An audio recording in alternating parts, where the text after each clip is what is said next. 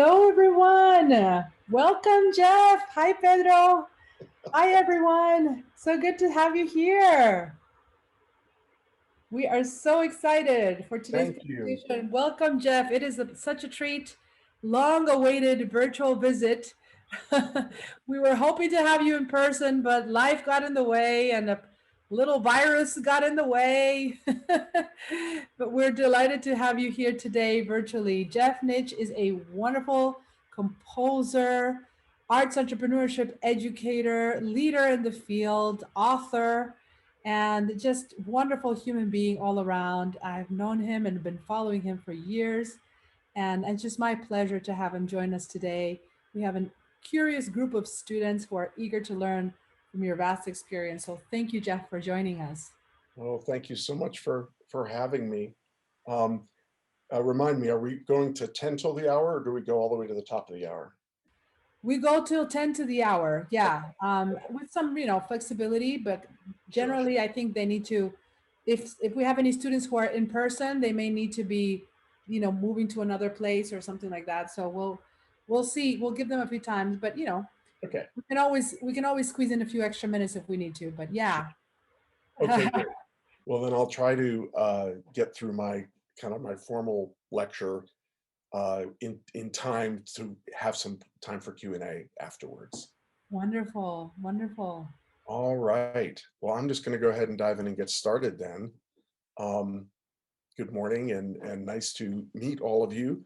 I'm going to start by telling you a little bit about my story as a musician and the path that I've been on. And there's a couple reasons for that. One is that there's some good lessons I hope to be learned that will resonate with you in terms of the things that I've experienced in my career. And also because I am the poster child for the non-linear career path.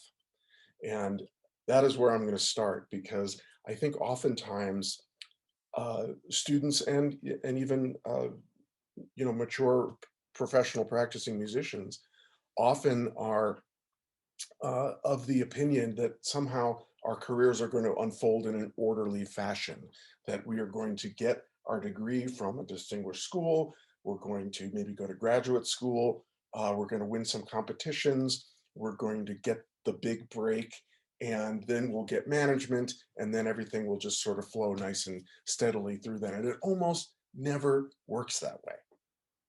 And so I'm going to prove that to you by telling you a little bit about my story. So when I was in high school, that's my senior picture. Yes, they had color photography back then. Um, but when I was in high school, I had no intention of going to music school. I had no intention of being a professional musician. I was really, really interested in lots of things, but I was particularly interested in the stock market and investments. So I've been following the whole GameStop thing with great interest this week because that used to be where I lived. I was so much of a nerd when I was in high school that literally, if my friends were, saying, "Let's go out on Friday night, let's go to the roller skating rink or bowling or wherever the things we did," um, I would say, "Well, I don't know, because I'll miss Wall Street Week on PBS if I, and so like that's how hardcore I was." So I went to college, small liberal arts college, Franklin and Marshall College in Pennsylvania, and I went there to major in economics. And my plan at that point, at age 17, was that I was going to then go get an MBA from the Wharton School, and then I was going to go to Wall Street and conquer the world, and I was going to be a millionaire by the time I was 30. That was my goal when I was 17 years old. And um, I like to say that the mark of a good college education is that you leave a different person than when you came in. That you have your worldview has changed, the things that you value maybe have changed, or if they haven't, you now have a foundation for understanding why you think and feel the way you do. And my education was absolutely that way. So I didn't even get past the first couple of courses in the economics major. I enjoyed them. But at the same time, I discovered two things. I discovered, first of all, that even though I had been in music my whole life and loved music, that uh, maybe I had a talent for composing that I hadn't realized I'd had. Mainly, I was a singer and I had taken piano lessons, and it was universally believed by my teachers that I had no future in music. And my and my parents were sort of relieved to hear that, because they would always say, um, music is a great hobby. It's a great thing to have in your life, but it's a lousy way to make a living. Has anybody heard that maybe from home at times? All right, so you're not alone in that. Um, but I got to college and I started to study composition seriously for the first time, and like my whole world opened up. Simultaneously, I started to take some geology courses and fell in love with geology. And so I ended up double majoring in geology and music, and economics was left far behind. So then fast forward to my senior year, everyone's like, so what are you doing next? If we've got any seniors, you're probably already tired of hearing that question asked of you. What are you doing next year? What's next? It'll only get worse between now and graduation date, so just get used to it. And I couldn't decide what I wanted to do. And I thought, well, I have to choose one of these two things. And so I decided that I would go to grad school in geology, because I could still compose on the side. I could still, sort of be in music without having to necessarily have a career in music. I was inspired by Charles Ives, right? The early 20th century American composer. And does anybody know how he made his living? He didn't make his living as a musician. Someone want to throw that in the chat, maybe, or shout it out? He was an insurance agent. That's right, Joseph. Yeah, he sold insurance, and in fact, he was one of the sort of architects of the modern insurance industry that we still have today. So he made a lot of money doing this. He was quite a wealthy man, and he could hire people to play his music when it was necessary. And I thought, well, I'll be like Charles Ives. I'll be a geologist by day, and I'll be a composer by night. So I went to Binghamton University, which has got a great geology department, and started to study geology. I quickly discovered that when you're in grad school, you don't have time for anything else. And I was getting frustrated by this. I didn't have time to compose. I wasn't singing regularly, and I was depressed about this.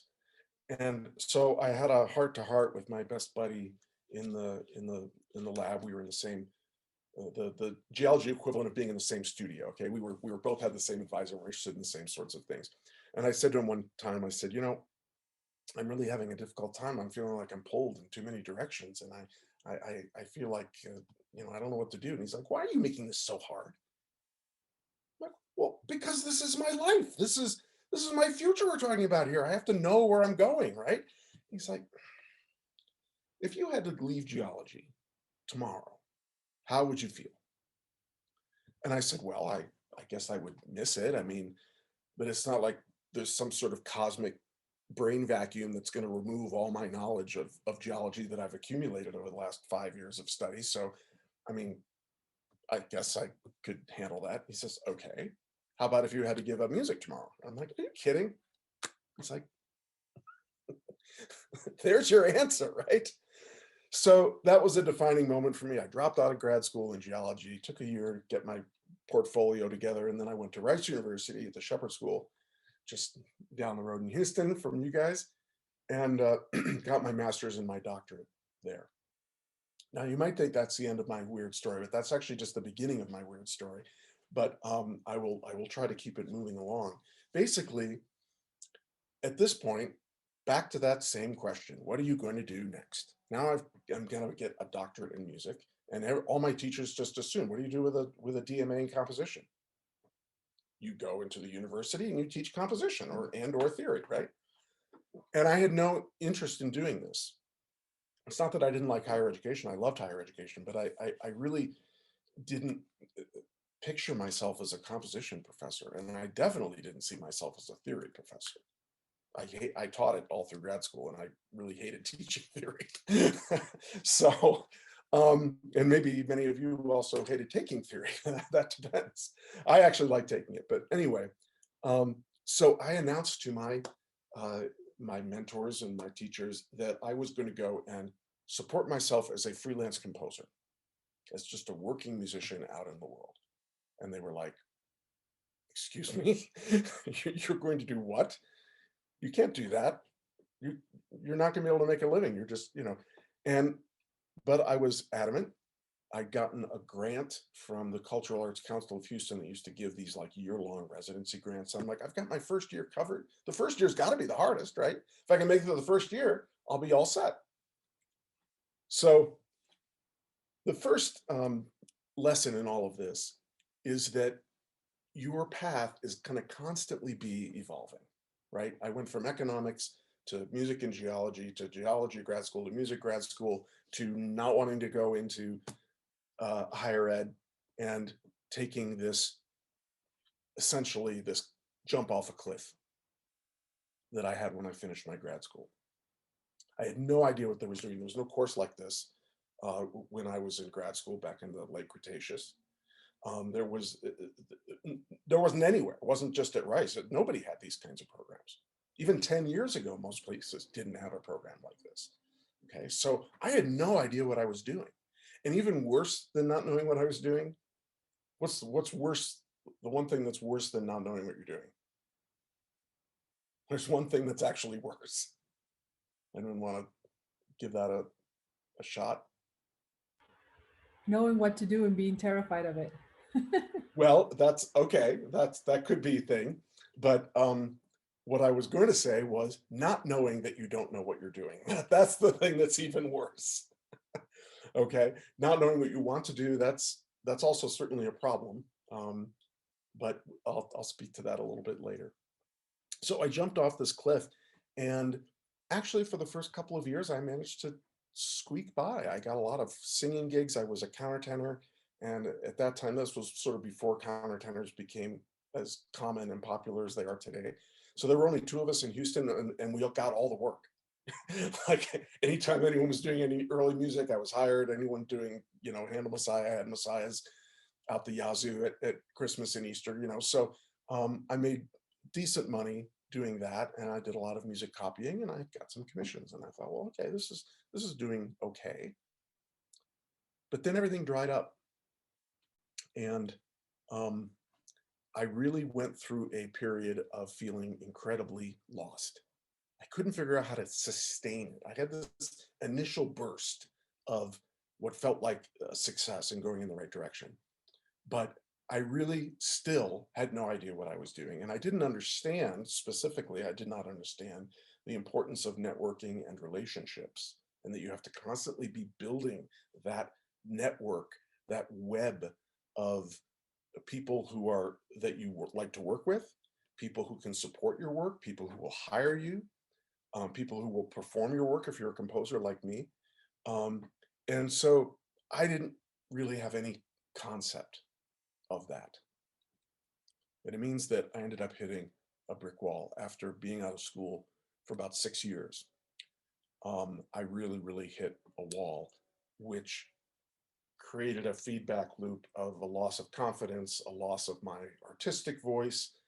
I had an opportunity to put all my chips down on this one last thing that I was sure was going to be my big breakthrough moment, which was that I had been commissioned to write an orchestra piece for the New York Chamber Symphony, and it was going to be premiered at Lincoln Center.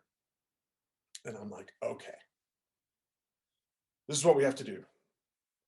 This is going to resurrect my career. This is going to be the thing. This is the make or break moment. I'm going to put all my chips down on this play. I'm going to write a kick-ass piece, and it's going to have, of course, a fantastic performance, because the New York Chamber Symphony is a great thing. It's going to be in Lincoln Center. I'm going to get reviewed in the New York Times, and it'll be a great review because it's going to be a kick-ass piece, and that's going to be the thing that turns my career around. And I put so much pressure on myself that I got blocked, creatively blocked. And literally, that's the only time as a composer that's ever happened. I mean, I hope we have some composers in the room. Yeah, you have times when maybe you go through a rough few weeks and you feel like you're kind of stuck, but you get past it and, things go on. No, this was weeks and weeks and weeks of being absolutely paralyzed, not being able to get anything on the paper that was any good. And the deadline now is getting closer and closer and closer, which only ratchets up the pressure even more. So I ended up in the end just sort of like just getting some stuff on the page, sending it off, being almost embarrassed about how the piece was. And of course, it was not reviewed by the New York Times. It did not result in completely turning around my career. In fact, at this point, I felt like that was it. I was done. I was literally going to walk away from music because I was that discouraged and I was that lost. And I came very, very close to taking a job actually with American Express Financial Advisors to go back into the stock market and decide that at least if I was going to be miserable, I might as well be rich. And but I couldn't do it. I couldn't bring myself to do it. I got all the way to the interview where they offered me the job. And I realized in this moment, I had this sort of awful epiphany that I just could not do it. I couldn't do it. And that was the moment where I really realized that I had to be in music and that I was done questioning that. So then I was left with this question: how did I get here? And how the heck do I get out of this place that I'm in? Right? Because you'll recall, I still don't know where I'm going. I still don't know what I'm doing. And it took me a while to come to this second lesson, which is that your value is not self-evident to others. What I mean by that is it goes back to that misconception that I talked about at the beginning of we think that if we just get a break, we just get the right performance in the right venue, we just sort of, check the boxes, that will make our career blossom all on its own because people will see how great we are and they will want to hire us. Okay. And it rarely works that way. Okay. Your value is not going to be self-evident to others. And so therefore the world will not beat a path to your door. I don't care how good you are. Okay. So that was the second lesson that I had to begin to think about. Okay, if that's true, then how do I communicate my value? How do I help somebody else recognize, hey, you know what that guy Jeff Nytch is doing is really interesting and I would like to work with him, or I would like to hire him, or I would like to commission a piece from him? Which led me to this insight. You see, I had to do some very, very deep soul searching, partly in a professional realm, but simultaneously to that, I was also sort of in a crisis in my personal life. So I was getting hit in all directions. Everything had sort of burned down all at once. And I had to look at how I was going about my interaction with my colleagues. And I realized that it was a self-centered mindset. It was a transactional mindset, if you've heard that word, right? Which means that every person I meet, every opportunity that comes my way, I am looking at it only in terms of how it benefits me. Oh, this person is going to open that door for me. Okay. And then once that door gets opened, my career is going to do X or Y or Z, or I will benefit in these ways. And what I realized is that that will not by itself propel your career forward. In fact, it will be an active impediment to your career moving forward. Instead, you have to adopt a service mindset, which asks the question, what can I offer the world and to benefit somebody else? Because unless I do that, they are not going to value what I have to offer them. So I loved this quote: if you live your life as if everything is about you, you will be left with just that, you. Okay. This was a really, really deep kind of soul searching thing for me to come to realize. But it got me thinking about my music in a different way. And it got me thinking about using my music to benefit somebody else. So I'm going to pick up on that in a moment. But first, I'm going to say, well, why are these lessons so important for us in the arts, particularly? This life lesson for, I think, in general, but it's especially valuable and important for us in the arts, and maybe more than any other thing in music. First of all, is that there's tons of competition. You know this, right? You are at one of the largest music schools in the world, if not the largest, right? So you are surrounded by your competition all the time, and yet that's just one tiny little sliver of the tens of thousands of musicians out there. And yes, you should always be focused on being the very, very best at your craft that you can be. But I guarantee you that even if you are the star student at UNT, there's somebody else out there who plays just as well, if not better. Okay, so we've got to figure out ways to differentiate ourselves. We've got to figure out what is my unique value and how do I communicate that to the world? Okay, because there is only one of you. There may be a gazillion violinists if you're a violinist, but there is only one you.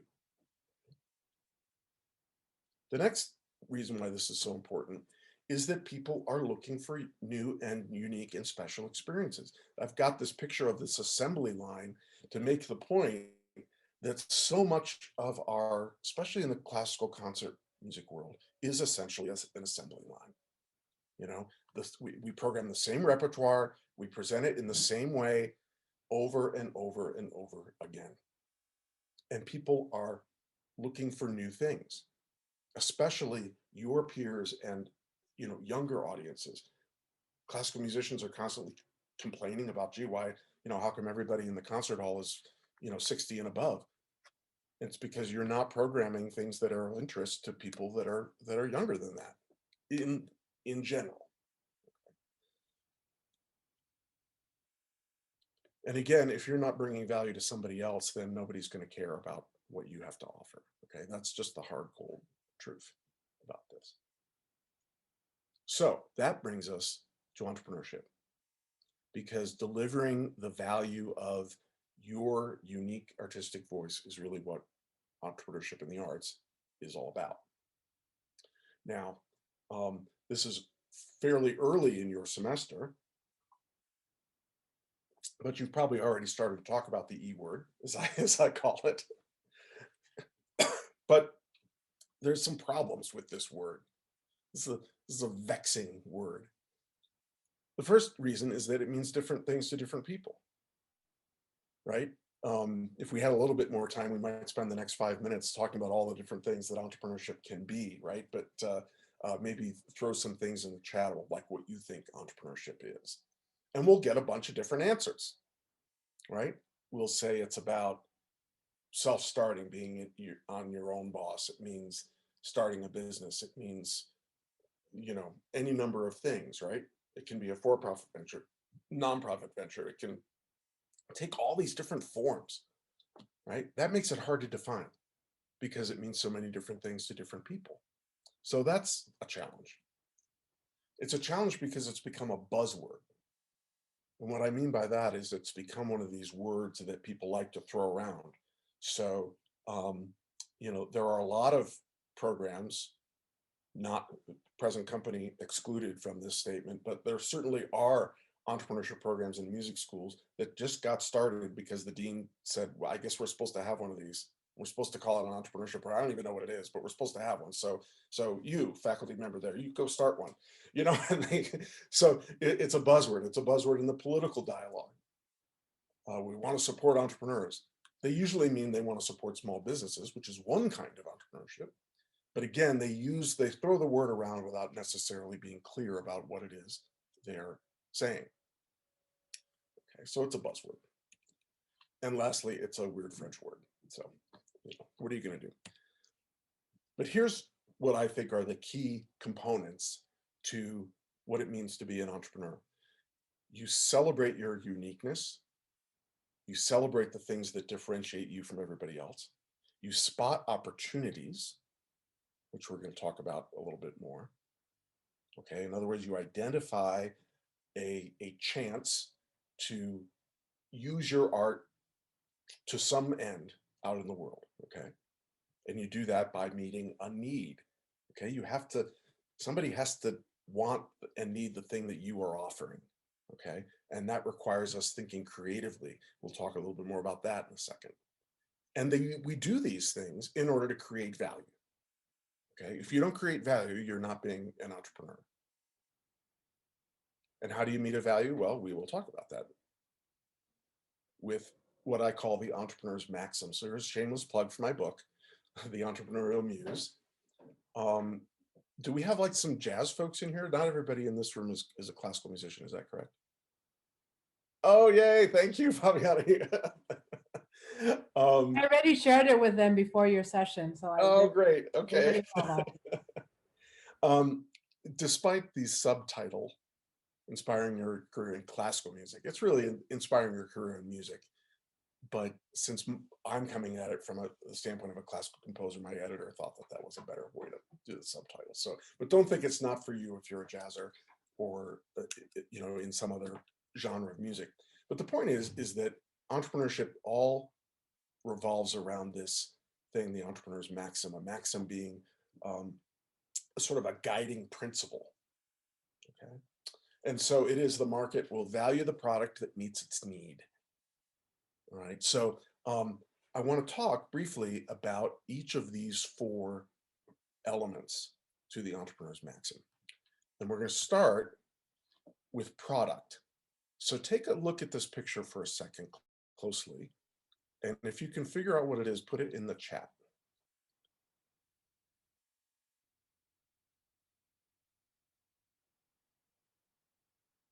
Anyone want to take a guess? I love watching on Zoom like all these faces going. Nobody can figure out what it is. Clay pots. Yes, Sarah, it is a toilet factory. Okay, you are right. And why would I pick a toilet factory to talk about product? Because for this reason, in the arts, one of the biggest sort of hurdles that we often have to get over is this idea of art as a product. That makes a lot of folks uncomfortable. Maybe some of you are sort of going, art as a product? I don't know, that kind of makes my stomach feel a little weird, right? And the reason why we feel that way is because we think a product is, as with the toilet, something that is mass produced, something that is utilitarian, right? It just has a function, it has something that it does. It's not unique or special, right? It's mass produced. They're all everything that comes off that assembly line, they're all exactly the same. And what happens when you break your toilet? It's not even worth getting fixed, right? You just go down to Home Depot or something and you get another one. So it's disposable. And none of those things that I just described apply to the arts, right? Because the arts are unique and they are not mass assembled. They are not disposable. They are not just utilitarian. All right. So therefore, we conclude that speaking of art as a product is demeaning it, right? In some way, it's saying that it is just on the same par as the toilet. Okay. But that is incorrect. All right. A product is simply something for which there is a market, that there is some body of people who are willing to pay to get that thing. Okay. My brother is a jeweler. This is you can't really see that ring there. Well, I guess you can. Okay. So this is my wedding ring, and it is a one-of-a-kind work of art. It's, of course, incalculably valuable to me, but it also has value in the marketplace because it's white gold and there's a blue topaz in there, and so on and so forth. So this is a product. He sells his jewelry to the marketplace, but that doesn't mean he's any less of an artist, right? The same thing is true for us in music. So I want you to be thinking again, if this were a 90-minute session, we could spend some time talking about artistic products, but it's really anything that you can think of. It's our performances, it's our compositions, it's our lessons, teaching, right? It's the publishing industry, it's all of the equipment that goes along with what we do. So instrument manufacturing, instrument repair, accessories. If you're a string player, it's strings and rosin and like all of that stuff. These are all artistic products. And some of them are utilitarian, like you got to have some rosin or you got to have strings for your instrument. And some of them are, of course, purely aesthetic in nature, your performance or your composition. All right. So, but they are still products. Now let's now go to market. So this is simply, who are those people that want your product? Okay. How do we define this market? Markets are made up of consumers. It's really that simple. But there's two different kinds of markets. The first is what's called a broad market. And broad markets are huge. So I've got, for instance, the automobile market. Okay. That's a huge market, right? Billions of people all around the world own and buy automotive vehicles. Okay. So that's a huge market. And markets that are really big like this, these broad markets, have a lot of what's called market segmentation. If any of you have taken a business or marketing class, you may already be familiar with that term, right? It means that there are enough consumers overall that we can start to differentiate very specific needs within that market. So in the automobile industry, think about all the different kinds of cars there are, right? There's sports cars, there's pickup trucks, there's SUVs, there's electric cars, there's electric sports cars, there's electric SUVs, there's luxury cars, there's bargain basement cars, there's four-wheel drive, right? Think about all different. That's because the market is so big that any one of those segments is still a pretty large chunk of people. Okay. So that's a characteristic of what's called a broad market. At the other end of the scale is what's called a niche market. And I always say to my students in my classroom, we pronounce it niche, not niche. N-I-C-H-E, right? So a niche market is a market that's very narrow. It is prescribed either by geography or by the nature of the product or service that's being offered. So I like to use this example here in Colorado for humane prairie dog eradication, because here in Boulder County, little liberal Republic of Boulder that we are, with lots of animal rights folks and whatnot, these little critters, nobody wants to hurt them because, as you can see, they're very cute. They're also incredibly, incredibly destructive, right? A prairie dog colony will just like decimate a field. It looks like a bombing range or something. There's those holes everywhere and no grass and everything's just been completely wiped out by these guys. And so if you were a farmer out in eastern Colorado or Nebraska, you don't much care how you get rid of them, okay? Because they're hurting your crops, they are hurting your livestock, they are hurting your livelihood. And so out there, they have all sorts of awful draconian ways of getting rid of the prairie dogs very efficiently and, rather awfully. So out there, there's no market for humane prairie dog eradication because they will eradicate them however they wish. And in some place that doesn't have prairie dogs, there's no demand for humane prairie dog eradication at all. But in Boulder County, there's demand for humane prairie dog eradication. Okay, so that would be the definition of a niche market. It is both geographically defined and defined in terms of the nature of the service. All right. So is music a broad market or a niche market? Just go ahead and weigh in the chat. Is music a broad market or a niche market? Okay, we've got a vote for both. Oh, it can be both. Okay, all right. These are all really good comments. So yes, music writ large is a broad market. It's got to be maybe as big a market as cars, or maybe even bigger, right? It's right up there with food, clothing, and the absolute essentials of life. But as some of you are noting, that segmentation there's tons of it, right? Because think about all the different genres of music.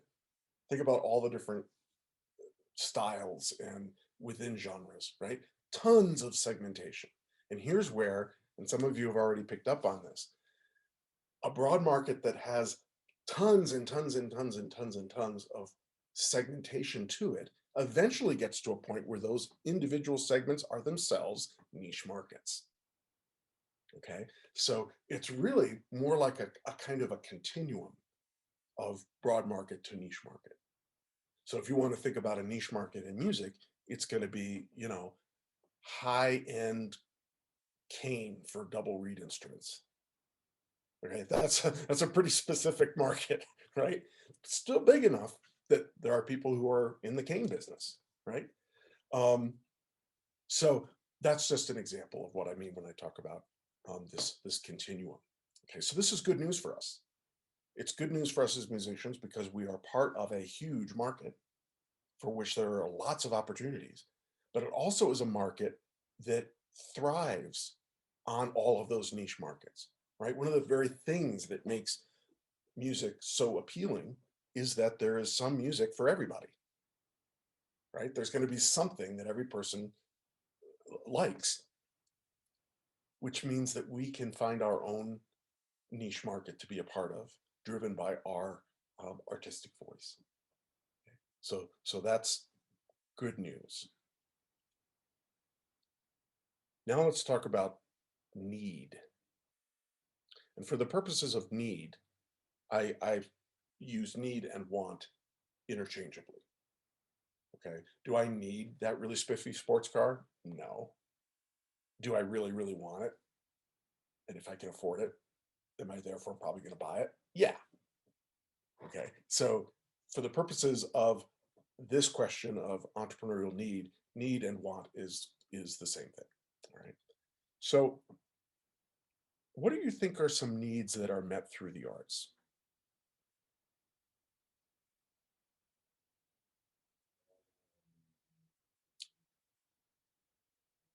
Oh, come on, we're all in music school. Okay, entertainment. Yep, that's one. Sense of community, that's a very important one. All right, yep, community building. Escapism, yes, absolutely. Education, yeah, yeah. Okay, so again, we could spend probably an entire period talking about this. And when I teach my class, we do spend most of an entire period talking about this because there's so many, right? There are all the things that you all have mentioned. Some of these are deep things like mental health management, catharsis, great one, Graham. Um, you know, creating community. That's an incredibly important one. Why is it that whenever there's any sort of giant national tragedy, we tend to gravitate towards wanting to come together and make music, right? What happened after 9/11?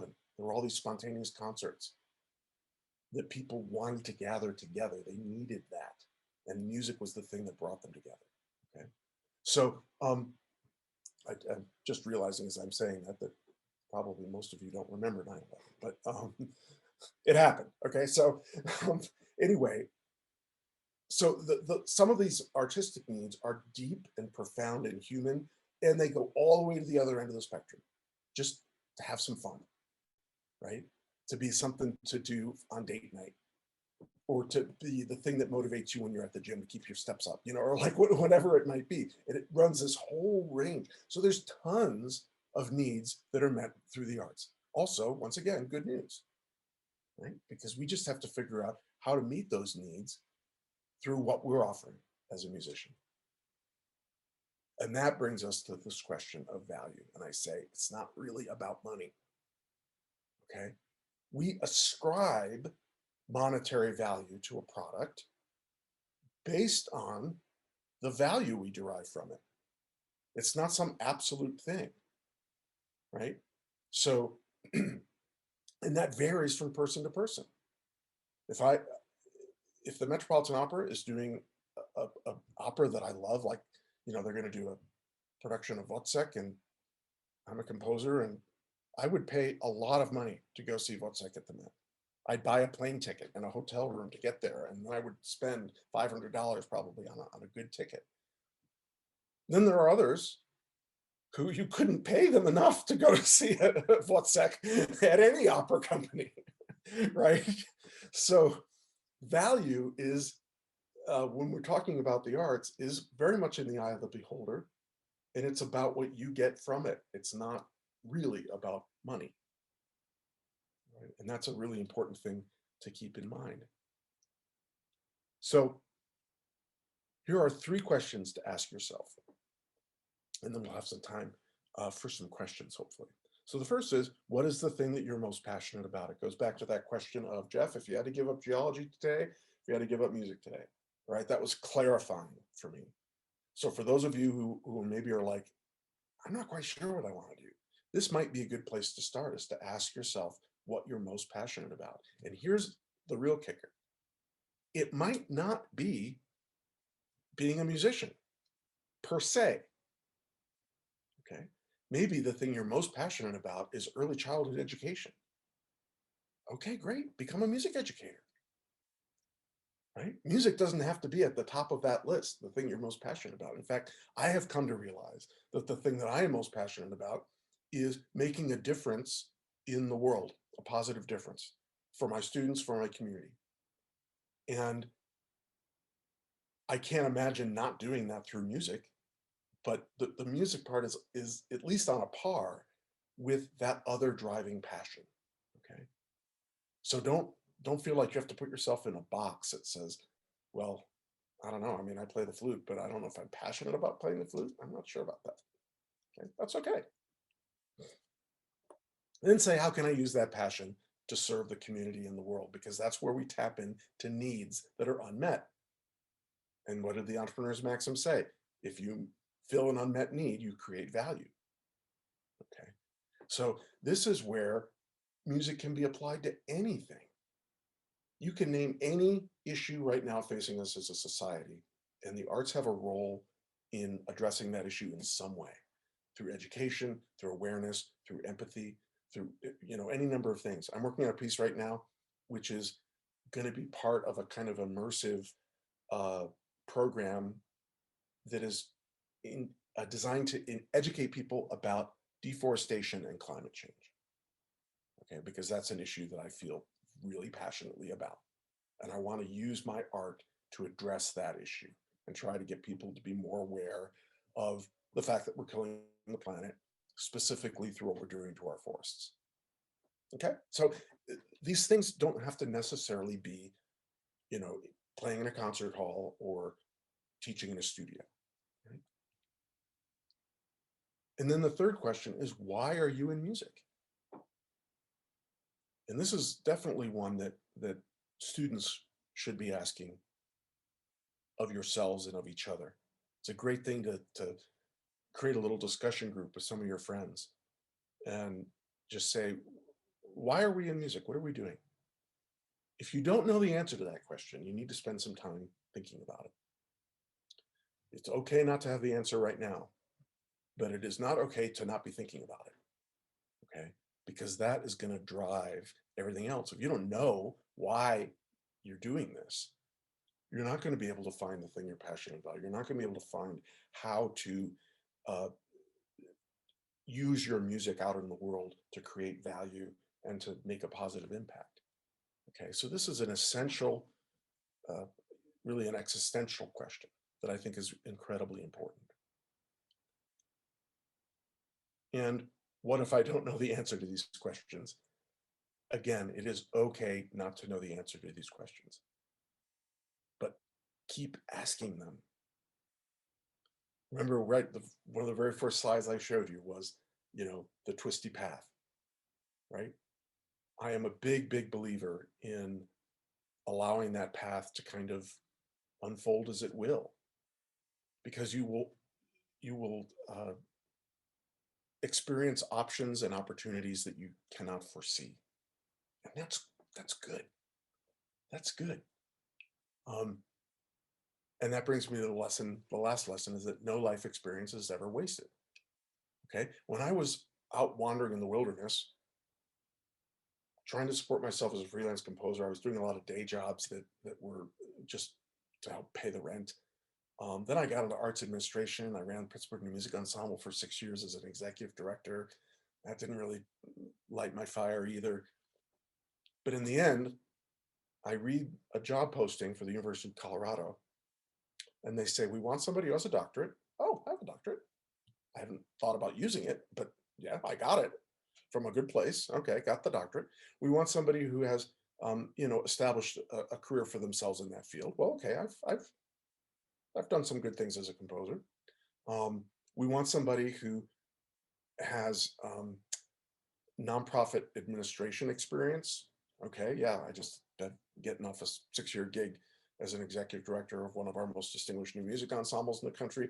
And as an extra bonus, somebody who maybe has some small business experience, that would be really great too. Well, that was my big day job in Houston for many years, was running a small business. So even though I felt at the time like I was lost and I was wandering and I didn't know what the hell I was doing or where I was going, all of those things were the very things that made me a perfect candidate for this job at Colorado. And so it's important, especially for all of you who are still at the sort of the beginning parts of your lives and of your careers, it's important to recognize that if you don't know where you're going or you don't know the answer to some of these important questions, it's okay. No experience will be wasted. Try to learn what you can from it. Try to apply those lessons with the next thing you do, and you will eventually find your way. So good. I have managed to wrap this up a few minutes in advance so we can have some questions.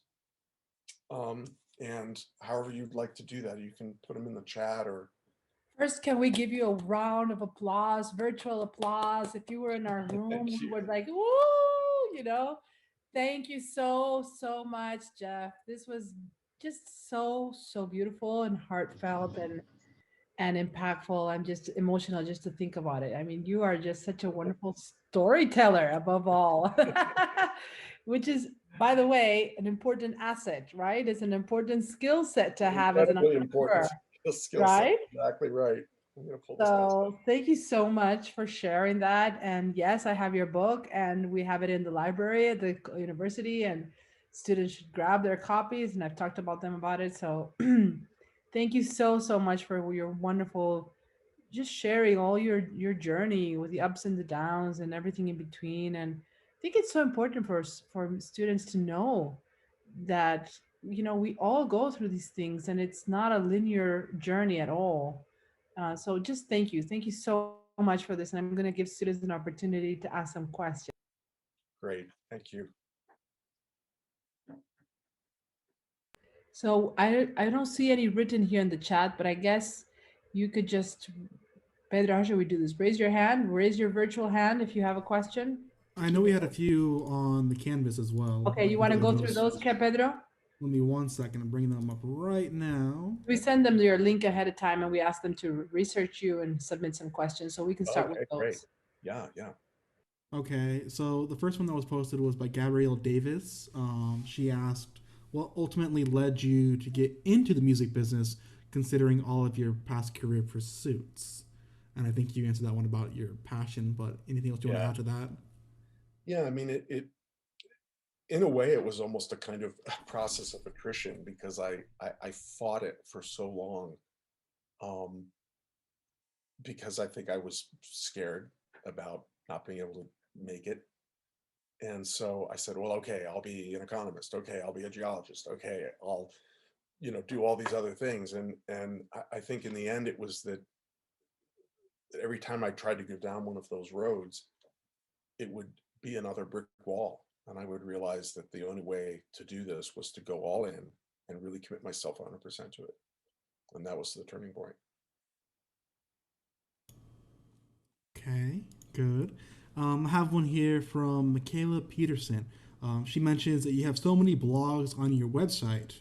What are the benefits of blogging as a musician, and how has it helped your career? Great question. First of all, I like blogging.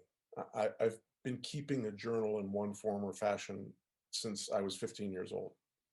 So I like writing and I like sort of getting these things, out of myself and onto paper.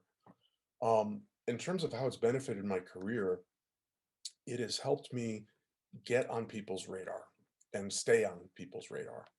So it's not just about posting a blog and expecting the world to, start reading you just all by itself. In fact, if you look at the blog that's on the website, there aren't a lot of folks who have actually gone to the website to read it, but that's because I post it everywhere else.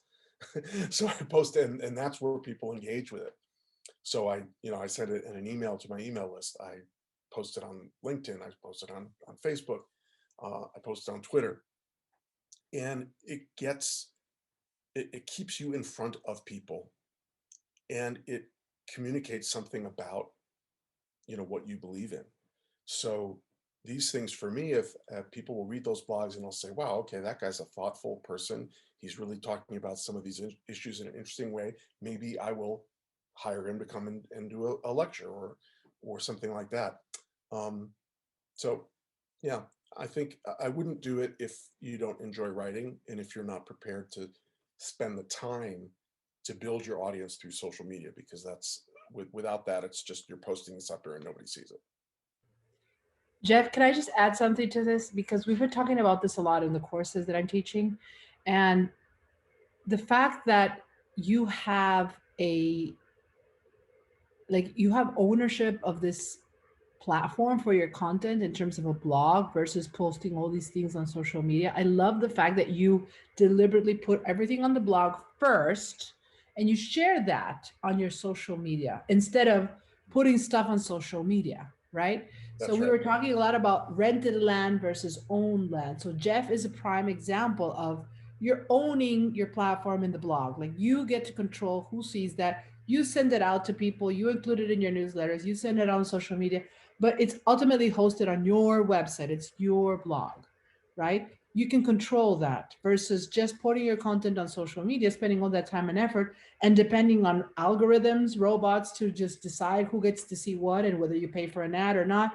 So this is a great example of what we were talking about in class around how do you start creating your voice online, building content from a place of ownership rather than just from a place of renting.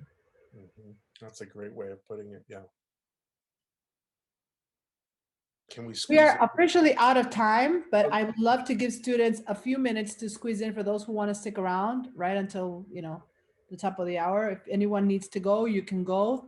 But if you want to stick around and ask Jeff a few more questions, we can hopefully squeeze some out of Jeff for a few minutes. I'd be happy to. Yeah.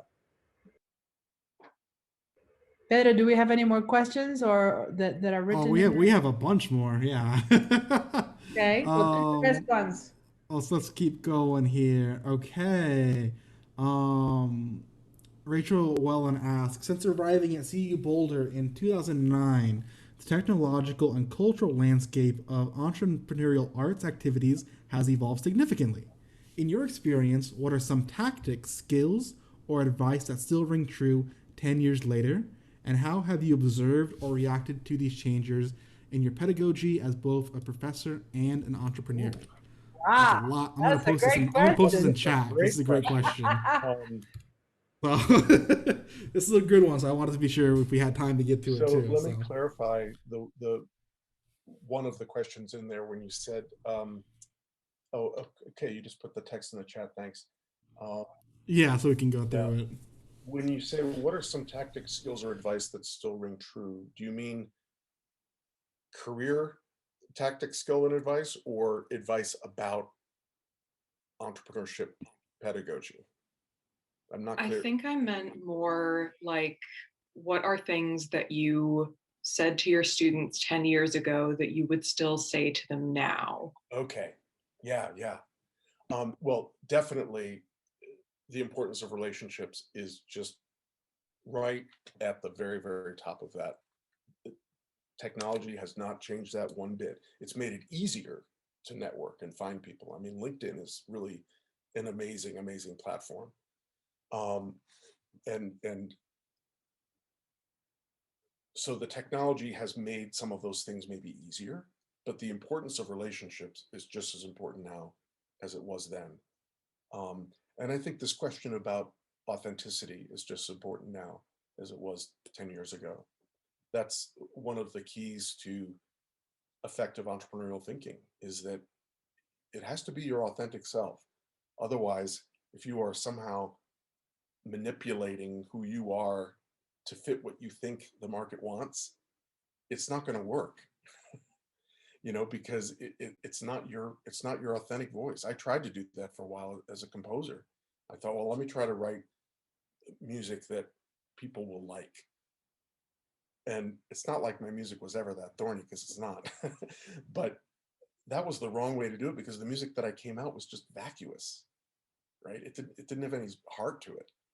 So the way I look at technology is that it enables us to do things in different ways, but it doesn't change these sort of core principles about what we need to do to be a successful artist. We have to be authentic. We have to build relationships. We have to um, be able to communicate the value of what we do, all the things that we were talking about today. That message has really not changed that much in the last 10 years, except that I think I've just gotten better at delivering it, which one would hope would be the case after doing it for, for coming up on 12 years now.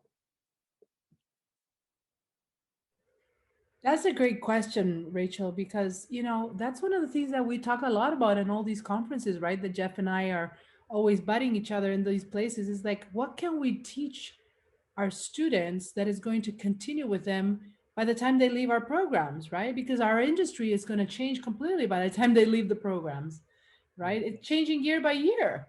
So these are the essential core skills that we can really ingrain in you, which can seem obvious, but they're not as easy to implement. So showing you not just what you need to do, but how to use these skills on a day-to-day basis, it's so important, because that's what you're going to end up, you're not going to remember specifically all the content that you're learning, right? But you will have these behaviors, these mindset principles that are going to transfer into whatever else you end up doing, uh, and that are imperative for your success. So thank you so much for sharing that, Jeff. That's really, really valuable, and thank you for the question, Rachel. Any other questions, Pedro? You want to fish some more? Yeah, we're still going good with time. Matthew Stuckey asked, in what ways has your early career experiences, stock trading, geology, managing a small business, etc., impacted your approach and outlook as a musical entrepreneur? Oh, Are there any major lessons that you have gained from the non-musical world that you would want to share with musicians who may not have these experiences? great question. Yeah. Well, lots of different ways. I mean, obviously the business background means that I have some good acumen in the business side of things, and a lot of artists don't necessarily have that. So, whether that be managing my budget at the center, whether it be the way I sort of strategically think about um, resource allocation when I don't have a lot of resources to work with, all of those things come very, very naturally to me. I'm a really good grant writer because I understand I can put together a budget that's really solid, and I can make the business case, as they say, for why this is important. So all of those things have certainly been kind of obvious connections. But more than that, the I draw on my background in science all the time, because it is a different way of looking at the world, but art and science both have the same aim, which is to understand the world and our place in it. And so for me, I never felt like science and the art were separated, or that they were, um, sort of foreign bodies, that I really see them as being part of the same tapestry. And it has informed my creative work. So one of my largest pieces to date is a symphony called Formations. It was commissioned by the Geological Society of America, which is based in Boulder, coincidentally, um, for their 125th anniversary. And it was a piece that wasn't just about the Rocky Mountains, it was about the geology that created the Rocky Mountains. And so it was about the processes that led to the modern Rocky Mountains. And we therefore used that for educational programming, for community engagement. We had all sorts of stuff that was built around this. It got lots of press as a result. It filled out the hall, so it boosted our attendance and ticket sales and whatnot. All of these things. So for me, that was the sort of perfect unity of entrepreneurial thinking, my creative voice, and my scientific background that gave me this kind of unique perspective. So now that's my unique set of things. Okay. And you might be looking at that and going, well, I don't know anything about science and I never ran a business. And so, well, I guess I'm out of luck. You've got your own set. I guarantee you do. Maybe you're an athlete. Maybe you are a cook. Maybe you love the natural world. Maybe, it could be anything, right? Maybe you're really, really, really good with kids, or you love animals, or like, like whatever it might be. You also have some of those things. And oftentimes our value, the things that make us unique, are those particular combinations. It's not necessarily the way you play the clarinet. Hopefully you have your own artistic voice, but it could be that you pair that with something else that is important to you, or that those other things inform your music in some way. And that's going to be unique to every person, and it's for you to figure out. Thank you so much, Jeff. This has been so, so wonderful. Thank you for all your insights. Everyone, please follow Jeff. Where can they follow you? Your website? Where should they go to hook up with your wonderful content? Yeah, so I have a professional Facebook page, Jeffrey Nytch Composer. So that's probably the easiest way. I also am on Twitter. You can follow me on Twitter, and I'm on LinkedIn. And on LinkedIn, I Yay. accept it's the only platform where I just accept anybody who asks if they want to connect with me. So if you want to add me on LinkedIn, and if you're not on LinkedIn, you should be. Yeah. Well, thank you, everyone. Thank you for this wonderful session. One Thank more you round of so virtual much. applause. It's been great having you, Jeff, and we wish you all the best. Thank you so much for having me. It's really my pleasure. Stay Bye. well, everybody.